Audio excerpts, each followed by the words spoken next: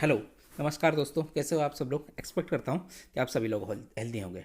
दोस्तों, एक बार फिर से आप सभी लोगों का स्वागत है मेरे यूट्यूब चैनल में।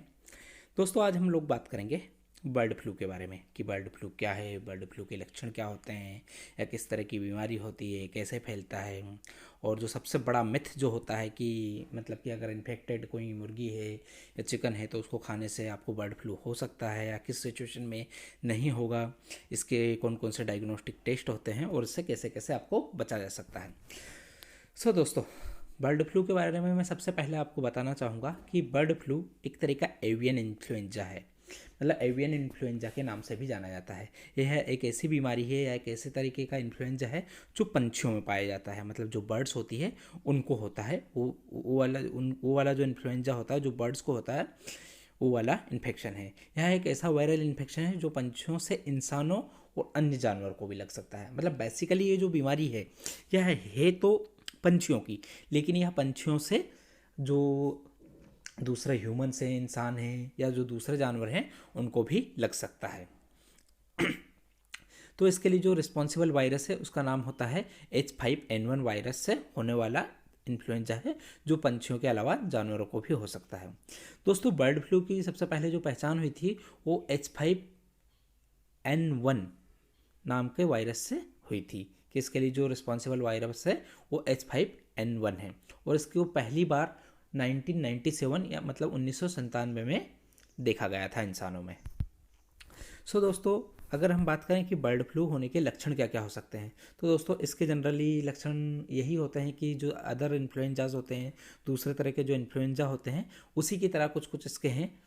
इसमें सबसे पहला जो इसका लक्षण है, इसमें 100 डिग्री फ़ारेनहाइट के ऊपर का बुखार रहता है। मतलब कि आपका जो फीवर होता है वो 38 डिग्री सेल्सियस से ऊपर तक रहता है। और साथ ही साथ इसमें सर दर्द होने की शिकायत रहती है, आपको बहुत ज़्यादा खांसी हो सकती है और मांसपेशियों में दर्द हो सकता है, आपको बहुत ज़्यादा रनिंग नोज़ जिसे कहते हैं, मतलब कि जो बहती हुई नाक होती है, मतलब बहुत ज़्यादा सर्दी होती है वो हो सकती है। इसका सबसे बड़ा जो सिम्टम होता है बेचैनी होती है। मतलब आपको है ना, ये तो नॉर्मल सी चीज़ है कि सारे इन्फ्लुएंजा के सिम्टम्स नज़र आ रहे हैं, लेकिन आपको बड़ी बेचैनी सा महसूस होता है। साथ ही साथ आपको सांस लेने में भी थोड़ी समस्याओं की सांस लेने में भी समस्या हो सकती है, गले में कड़वाहट बनी रहती है और आपको डायरिया भी हो सकता है, मतलब दस्त भी लग सकता है। दोस्तों, अगर आपको इस तरह के कोई से लक्षण नज़र आते हैं तो आपको तुरंत डॉक्टर को दिखाना चाहिए। और अगर आपको ऐसा लगता है कि आप किसी इन्फेक्टेड बर्ड के कांटेक्ट में आए थे या मतलब ऐसे किसी एरिया से आए हो जहाँ पर बर्ड फ्लू का बहुत ज़्यादा खतरा था, तो आपको डॉक्टर से मिलने से पहले डॉक्टर को इस बात की भी खबर देना चाहिए कि आपको बर्ड फ्लू के सिम्टम्स नज़र आ रहे हैं और आप इस तरह के किसी एरिया से भी आ रहे हैं जहाँ पर बर्ड फ्लू का खतरा था, ताकि डॉक्टर अपनी और अपने स्टाफ के बचाव की भी तैयारी कर ले। अब दोस्तों, मैं आपसे बताना चाहूँगा कि बर्ड फ्लू बेसिकली होता कैसे है। कि जैसे किसी को बर्ड फ्लू वाला पंछी है तो क्या उसको खा लेने से बर्ड फ्लू हो जाएगा, या फिर वैसे कौन से कारण होते हैं जिनकी वजह से किसी इंसान को बर्ड फ्लू हो सकता है। दोस्तों, वैसे तो जो बर्ड फ्लू कई तरह के होते हैं, पर जो H5N1 पहला ऐसा पंछियों का इन्फ्लुएंजा है जो इंसानों को हो जाता है। मतलब कि पंछियों से ट्रेवल करके वाली बीमारी हमारे तक आ सकती है। वैसे तो बर्ड फ्लू जंगली पानी की जो पंछी होते हैं, मतलब कि जैसे बदक वदक टाइप के होते हैं, जो जंगल में रहने वाले पंछी होते हैं जो पानी में रहते हैं अक्सर, उनकी बीमारी है। लेकिन ये जो घरेलू मुर्गियाँ होती है, जैसे पोल्ट्री फार्म में होते हैं या बहुत सारे लोग घर में भी मुर्गियाँ पालते हैं, उनको भी बहुत आसानी से हो सकती है। दोस्तों, यह जो बीमारी होती है जो पंछी के अपशिष्ट होते हैं, मतलब जो वो गंदगी करते हैं उससे, मतलब कि उससे इन द सेंस अगर कोई पंछी है या मुर्गी है या कोई भी पंछी है जो बीमार है, मतलब वो बर्ड फ्लू से ग्रसित है, बर्ड फ्लू से सफ़र कर रहा है, और उसका जो अपशिष्ट पदार्थ है या तो उसको छू लेंगे तो आपको बर्ड फ्लू लगने के चांसेस रहेंगे, या फिर बीमार जो पंछी है उसके नाक या मुंह से एक तरीके का लिक्विड निकलता रहेगा जब वो बीमार रहेगा, तो उसको छूने के से भी यह इंसानों में हो सकता है। दोस्तों, सबसे बड़ा सवाल ये है, जैसे ही इसकी जो बीमारी होती है कि बर्ड फ्लू आ गया, बहुत सारी जगहों पर टेस्ट के रिजल्ट दिखते हैं, कई जगहों पर पंछी मरने लगते हैं। तो सबसे बड़ी परेशानी होती है जो लोग नॉन वेजिटेरियन होते हैं उनको, कि क्या मुर्गी के मांस को खाने से बर्ड फ्लू का खतरा होता है। क्या मुर्गी को अगर कोई मतलब बीमार मुर्गी है या फिर इन जनरल आदमी जब अपने लिए मांस खरीदेगा तो बीमार तो मुर्गी खरीदना नहीं चाहेगा, लेकिन उसको तो पता नहीं होता ना कि जो मुर्गी थी वो बीमार थी कि नहीं। तो अगर गलती से उसने बीमार मुर्गी का मांस खा लिया तो क्या उसे बर्ड फ्लू हो सकता है। यह सवाल हर मांसाहारी को परेशान करता है कि जो वो मुर्गी खा रहे हैं अगर उसे फ्लू है तो क्या मुर्गी के मांस खाने वालों को भी बर्ड फ्लू हो सकता है।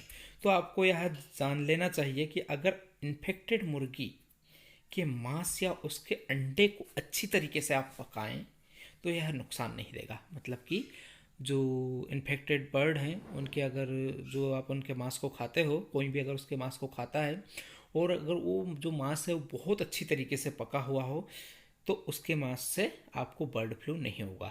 इसी तरीके से एग्स में भी है कि अगर इन्फेक्टेड जो बर्ड्स है उसके एग्स को अगर कोई खाएगा तो उसको भी सिर्फ उस सिचुएशन में नहीं होगा कि अगर वो बहुत अच्छी तरीके से पका हुआ है।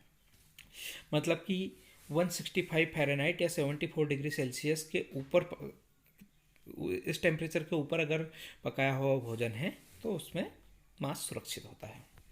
अब दोस्तों बर्ड फ्लू की जांच कैसे होती है तो इसके बारे में बताना चाहूँगा। जो CDC मतलब centre of disease control and prevention के द्वारा एक जांच को पारित किया गया है जिसका नाम है influenza H5 virus real time RT-PCR primer and probe test. इस जांच का परिणाम तकरीबन 4 घंटे में मिल जाता है। पर प्रॉब्लम यह है कि यह जांच आसानी से उपलब्ध नहीं है और थोड़ी सी कॉस्टली भी पड़ती है। इसलिए आपका डॉक्टर आपको दूसरी जो टेस्ट होते हैं उनसे भी कंफर्म कर सकता है कि किसी को बर्ड फ्लू है कि नहीं। जैसे एस्कुलेशन होता है या फिर एक वाइट ब्लड सेल डिफरेंशियल करके टेस्ट होता है, नेसोफेरेंजियल कल्चर होता है मतलब स्वैब टेस्ट कर लेते हैं, और एक्सरे से भी इस चीज़ का पता किया जा सकता है थोड़ा थोड़ा।